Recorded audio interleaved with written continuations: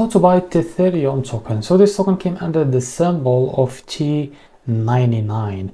Now before we start, this is not financial advice. I'm not professional or economic expert. So before investing in any project that you find on my channel, please do your own research. Now before going on buy this token, make sure to check the next account and keep following the updates about this token. As you can see, this token is available on CoinGisco. To be able to buy this token, scroll down and until you find the contract. Now what you need to do, click here to copy the token address. As you can see, this token address is under the BNB Smart Chain network. Open your Base Gateway. For that, go to your wallet and select the BNB chain as a network. Click on this plus icon and paste the token address in the search bar. You will be able to find your token here. Click on this plus icon to add it to your wallet. Now go back to your wallet and find your token that you just added called T99. Now click on it and here click on swap. Switch from here from the top, select the token that you want to buy with, for example USDT, and here you can type how much you want to buy. So here you will be able to see how much you receive, as you can see next to this token, and here click on swap and you will be able to buy this token. So this is how to buy T99 token. If you found this very helpful, please like and subscribe. See you next video.